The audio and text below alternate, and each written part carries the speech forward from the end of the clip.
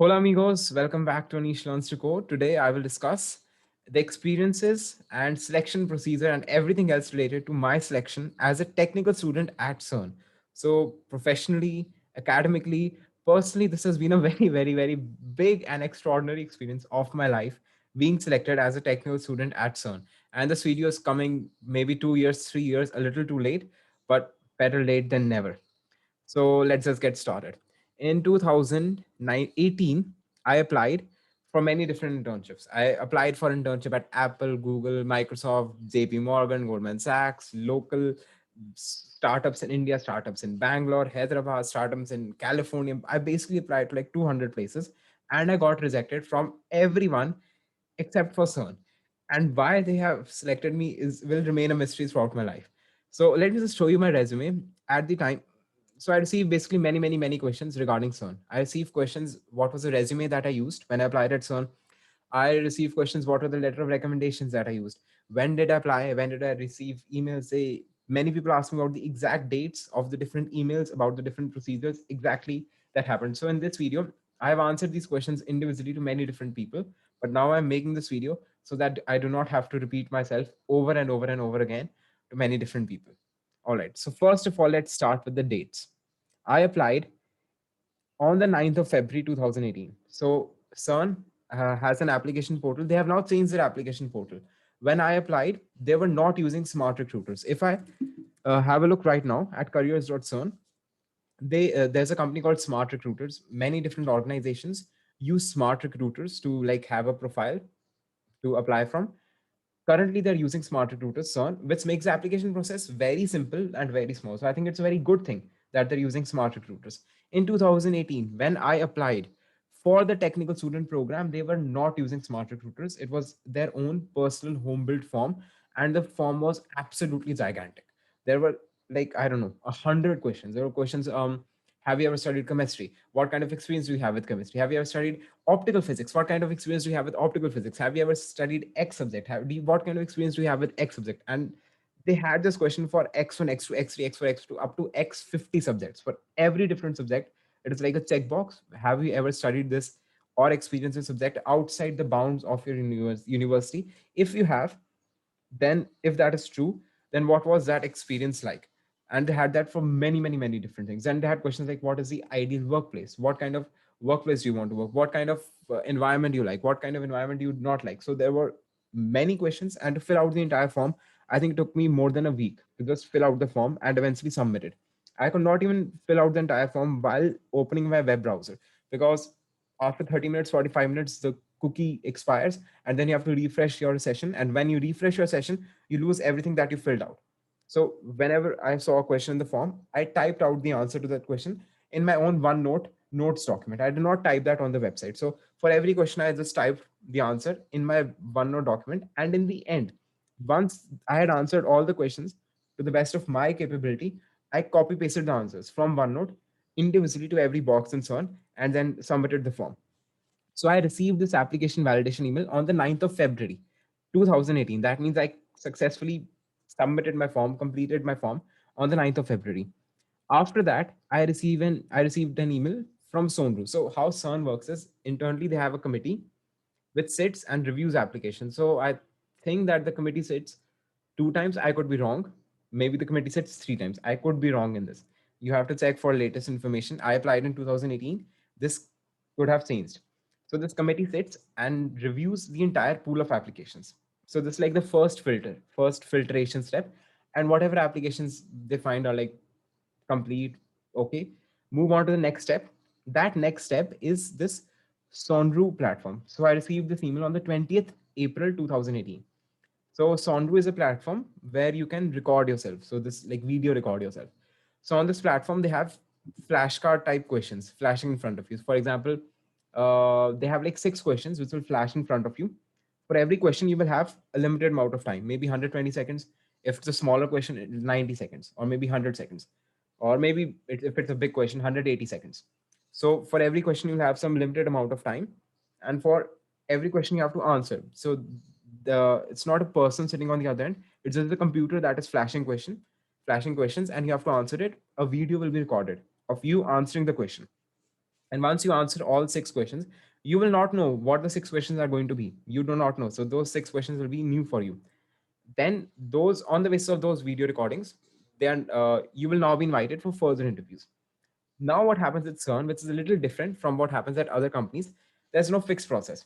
There are several different teams at CERN, and those teams are sort of in competition with each other. Like they're all trying to recruit technical students, and they're all trying to like take who they like. So different teams can like the same person, and they can even try to like hire the same person. So it's not CERN is hiring you; it's different teams inside CERN are hiring you. So overall, you're being hired by someone, but there can be a little fighting. There maybe no teams wants you, maybe multiple teams wants you, maybe only one team wants you. So it can be different for different people.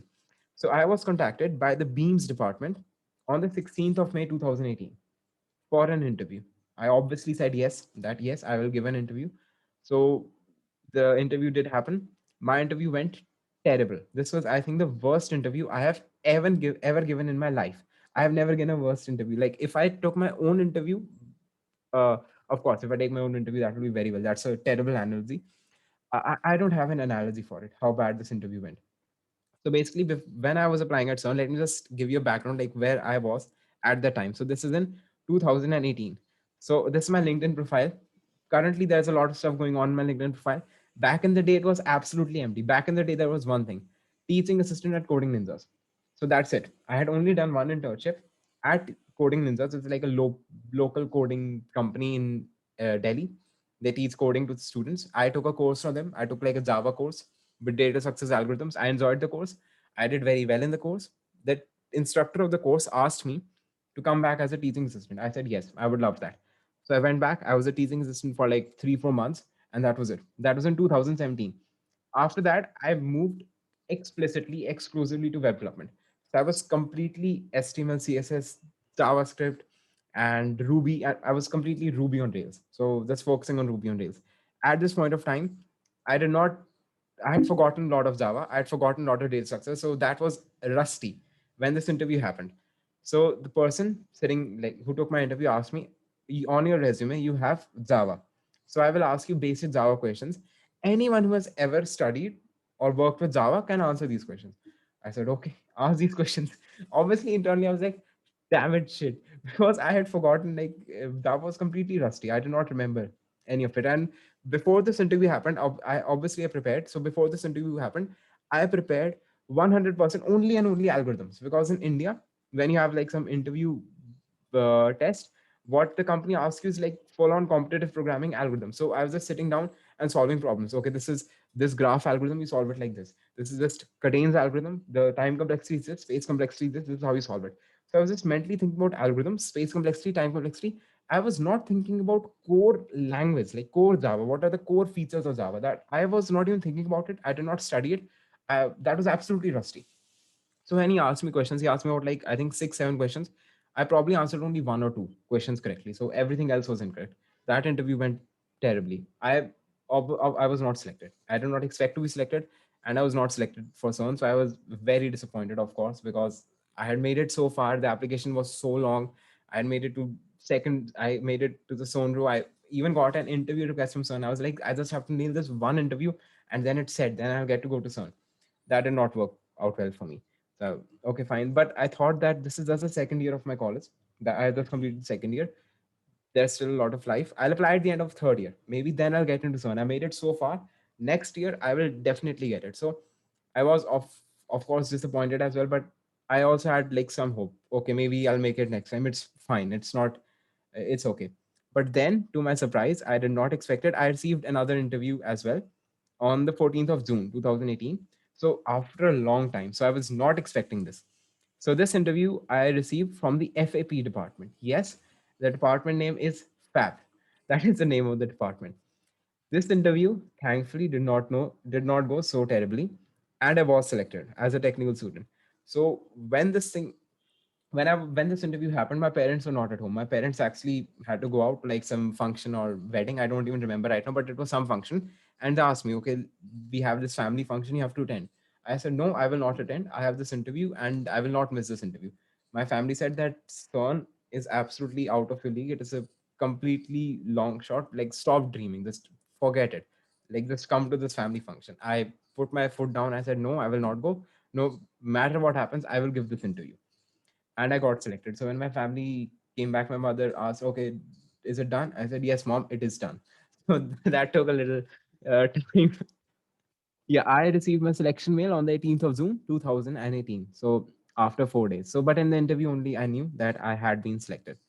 And my start date for the contract, which was a 12-month long contract, was the 1st of September. Now starts the second phase, convincing my university to actually allow me to go to CERN. So that was the second phase of being a technical student at CERN. So this went kind of like this. I went to my university.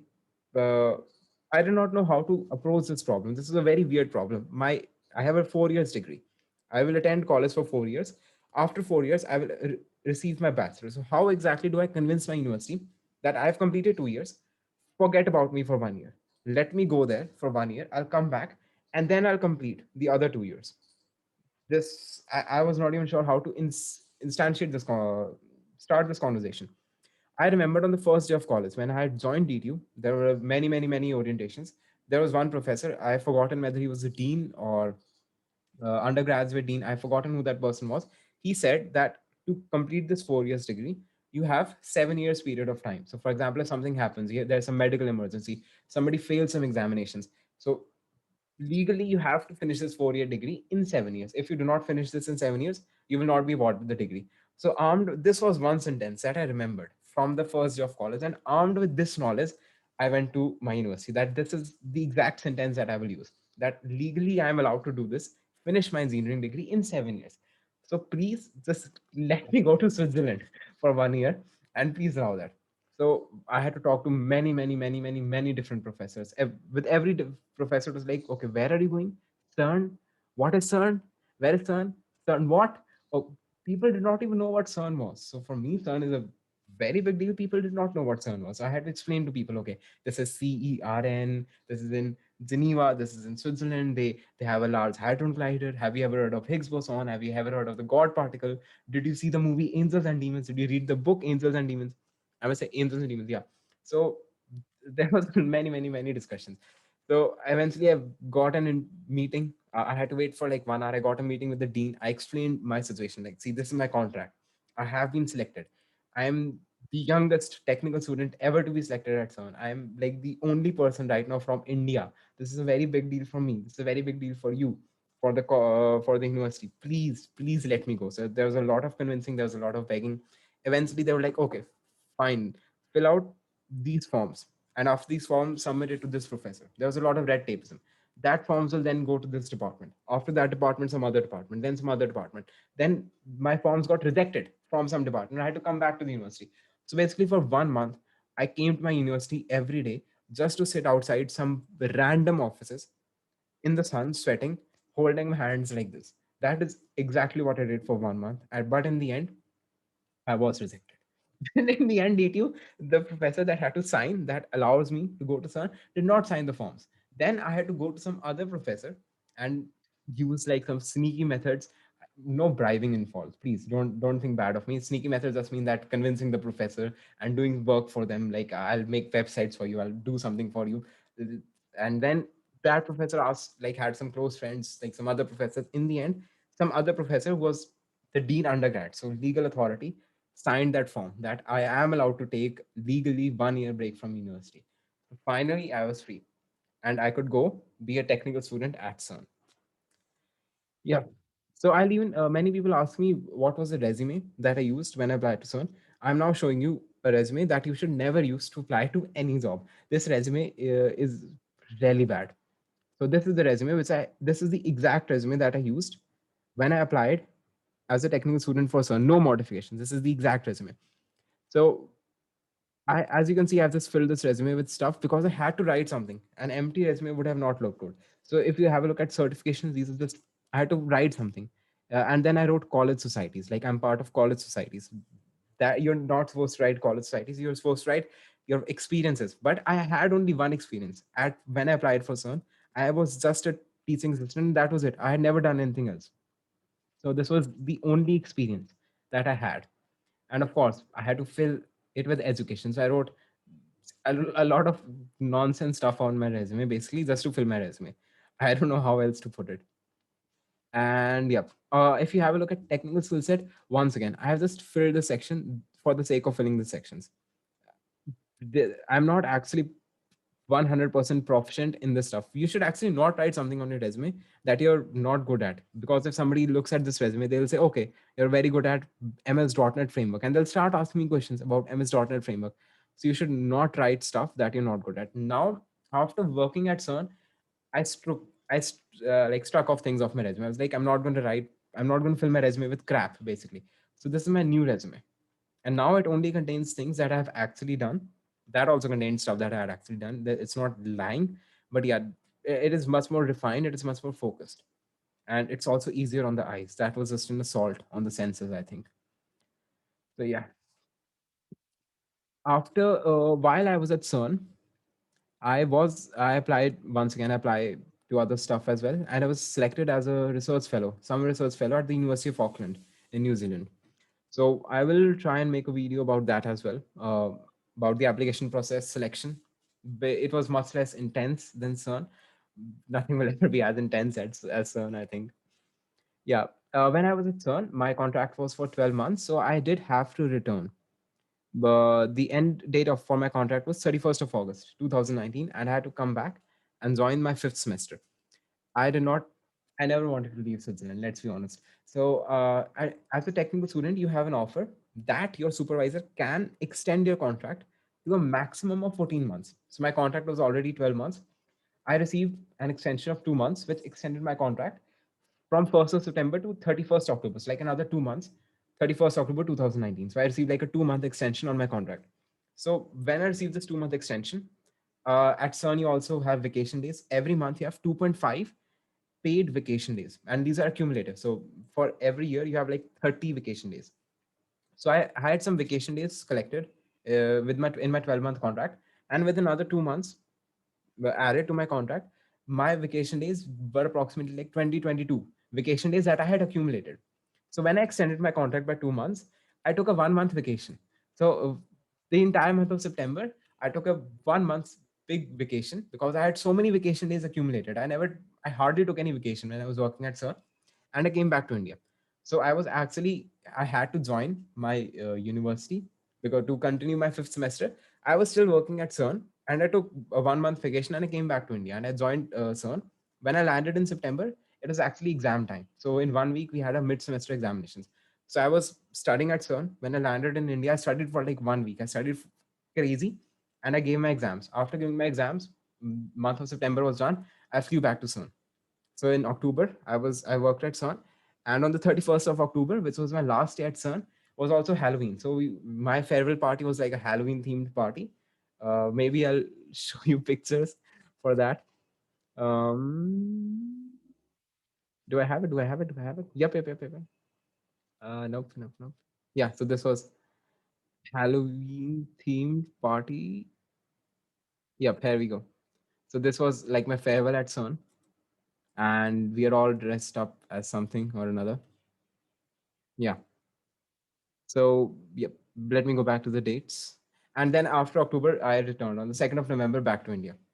So this is how I managed my university alongside CERN. So I had a lot of vacation days accumulated, and you also get four special home leaves. So these four special home leaves are if you have some institutional work that you have to do at your home base. So my home base was India. I was working in Geneva, and because I had exams in India, so I also received four additional leaves. So because of these four additional leaves and the leaves that I had already accumulated, I was able to take like 1 month off and come and finish my exams, study for my exams, even like appear, show my face in university that I'm still here. I'm not bunking classes or anything. And then I went back to CERN. And then I came back in November. All right. So if you have any other questions about CERN, about the application process or anything, many people even ask me about the letter of recommendations. The letter of recommendations that I used, I do not have them with me because my professors submitted directly to CERN. So I do not know what they wrote. I don't have those letter of recommendations with me. All I know is that I asked two of I'm from the mathematics department, applied mathematics department, because I'm studying mathematics and computer engineering. I asked two mathematics professor to write my letter of recommendation Along with, I also asked the professor where I was teaching assistant at Coding Ninjas. So I even asked one professor from Coding Ninjas to write my letter of recommendations. So I had to, in total, three letter of recommendations, two from my university and one from previous workplace. And I do not know what they wrote. So that's all. If you have any other questions, you can ask me in the comments below, and I will try to answer them. Maybe I can even make another video if it's a very big question. Uh, in my 14 months in Geneva, there have been many, many, many different incidents, and I can make like 10 hour worth, 10 videos worth 10 hours because so many things have happened. But yeah, in short, this was my overall experience of getting selected as a technical student at CERN. I hope you enjoyed it. Uh, and I hope that if you have any questions, please feel free to ask. No problem. Thank you very much for seeing this. I rant a lot. I'm sorry. Bye.